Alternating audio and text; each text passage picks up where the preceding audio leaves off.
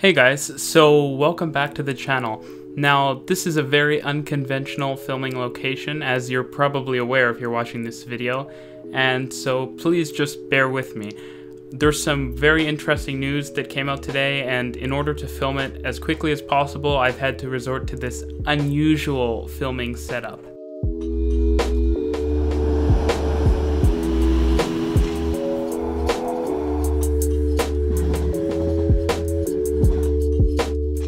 Anyways, before we get started, as always, if you're not already, follow us on Instagram and Twitter. We're getting more and more of you guys following us over there, and it's great to interact with you a bit more personally and in a different medium. Also, consider supporting us on Patreon if you're really passionate about transit and the channel, because it just helps us go further, film more videos, and keep you guys in the know. Okay, so the big news of the day is that TransLink has released some preliminary renders and imagery of the new Broadway Subway in Vancouver. Now, you might be saying, oh, why is this a big deal? Well, the Broadway Subway has been literally a decade plus in the making. It's been a project that's been planned ever since the Millenium Line originally opened. And of course, it's going to extend the Millenium Line west from VCC Clark, which is basically a stub right now, down to Broadway, and then along Broadway to Arbutus Street, including passing under the Canada Line and making an interchange with it at Broadway City Hall Station. This is a really big deal because it means Vancouver is finally getting a second transit loop. When I say transit loop, what do I mean? I mean basically an area fully encircled in rapid transit, meaning that you basically have some new redundancies and a new way you can take the Millenium Line to get downtown via transfer at Broadway City Hall, which is super exciting. Anyways though, link is in the description for the article which was published here by the Daily Hive through their kind of urbanized series. Credit to them, of course. I'll be showing renders on the screen, and of course there'll be credits on each of those. I should also note that, as it turns out, the renderings are actually not from TransLink. It appears they're from the government of BC.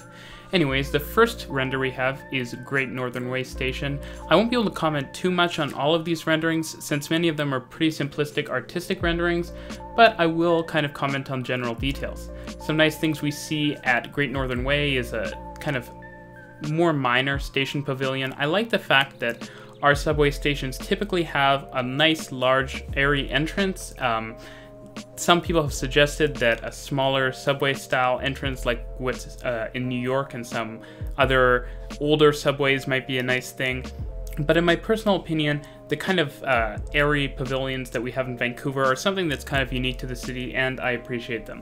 It's also nice to see that there appears to be a bike parkade at this station and lots of rental bikes.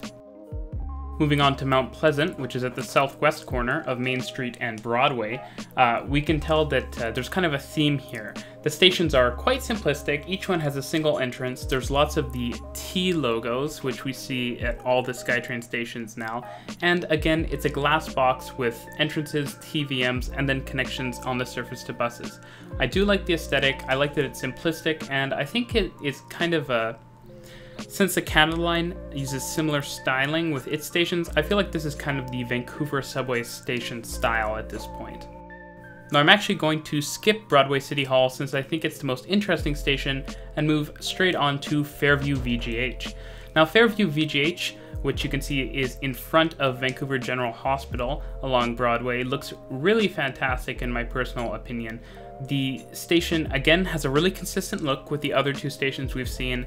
You have the nice T logo, which I love is kind of becoming an iconic thing in Vancouver. It symbolizes transit, similar to how GO symbolizes transit in Toronto and the GTA, and how the Underground Roundel symbolizes transit in London. I really like the T, and I think it's perfect because it literally stands for transit, and TransLink potentially, I guess, as well. Again, the renderings are simplistic, but what we do see is a nice large glass station house, basically, with lots of nice lighting in there, a few fare gates, though hopefully we'll see a lot more than at Broadway City Hall, and TVMs, etc. Again, I'm not so sure that having only one entrance per station is a great idea, but given the fact that Vancouver isn't that large and we are building a fair amount of rapid transit, I suppose it's alright. I do also appreciate that Vancouver is quite good at responding to demand. That's one thing that perhaps makes me a little more okay with this than Toronto, for example. See, in Vancouver, we've actually built second entrances, we've upgraded a lot of stations, so I'm not that worried that if we underbuild stations, they're going to remain underbuilt forever. We seem to be pretty good at upgrading and adding entrances in the future. Another important detail to remember is the fact that if you start by underbuilding all the stations, at least you won't waste a ton of money like the Toronto York Spadina subway did on these massive stations that will never get used, and you only end up upgrading the stations that get a lot of use. Now, the next station is South Granville, and the interesting part about this station is that a redevelopment that was already planned already kind of put space in the redevelopment for the station, so I think that's quite interesting. Because of this, South Granville looks a little bit distinct from the rest of the stations in that it doesn't have kind of a flat roof on top of it. It's literally directly integrated into a building. Unfortunately, the renders are, again, pretty basic at this point, but we can kind of see what they're going for. Very standard look across all the different stations, and I do like that. Now, finally, we're at Arbutus, and I actually have quite a bit to say about this station. One nice thing is that, again, it follows the kind of standard design of all the stations along the line, but I do like that they obviously put extra money into this station because it will be the terminus for the 99B line, which will be cut short, but will still be carrying a lot of passengers as it will be the main connection to UBC as it is today. So what they've included is essentially quite a nice little bus terminal on the station. It actually is very reminiscent of subway stations in Toronto. For example, Leslie Station on the Shepherd Line is one that really reminds me of this, with kind of a looping bus loop around it. I think it's a nice touch, and it's something I would definitely like to see at more Vancouver subway stations in the future, especially if the subway expands into kind of the suburbs a bit more like Toronto's has, and then we can kind of turn in our bus exchanges for these bus loops that are a lot better connected to the station house itself. I also like the fact that they are featuring bike parkades at Arbutus as well, which is obviously fantastic. I'm all about the intermodal connection. Another thing I really do like about this bus terminal is it looks like it's designed such that it can be converted in the future into a terminus for the streetcar or LRT that's planned to run along the Arbutus Greenway. Now, as I said, I finally got to go back and take a look at Broadway City Hall. Now, I did say that I was quite concerned about the fact that there is still going to be only one entrance on this major interchange, but there are some positives in this design, so let me get to that. So at Broadway City Hall, as it turns out, the Millenium Line is going to have an island platform. It's also going to have quite a long concourse with what looks like 3 sets of stairs/escalators as well as 2 elevators. I like to see those redundant elevators, that's fantastic.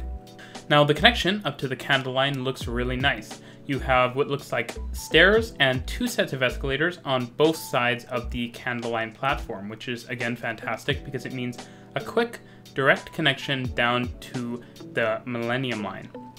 The overall size of the connection, which you'll see on your screen now, is quite significant and large, and actually this kind of reminds me of some of the interchanges in Montreal and other cities. It's big, it's got multiple levels, but it looks like it has a lot of capacity. I'm actually really satisfied to see this because, as you guys know, I was pretty concerned about the fact that there's only one entrance to this station. Given the fact that TransLink and the province thinks that most people will actually be transferring here and there won't be a demand for a second entrance, though again, perhaps one will be added in the future. Nonetheless, I'm super excited about these renders. I think that TransLink has done a good job right-sizing this stuff. Perhaps they could have been a bit more ambitious and built things to be larger from day one, but nonetheless, I'm happy to see the project progressing, and I'm happy to see that the interchange at Broadway City Hall is actually quite significant, at least in terms of the underground connection between the lines. Well, that's it for today, guys. As always, thanks for watching. If you enjoy the video, go like it, subscribe to the channel, and as always, have a good night.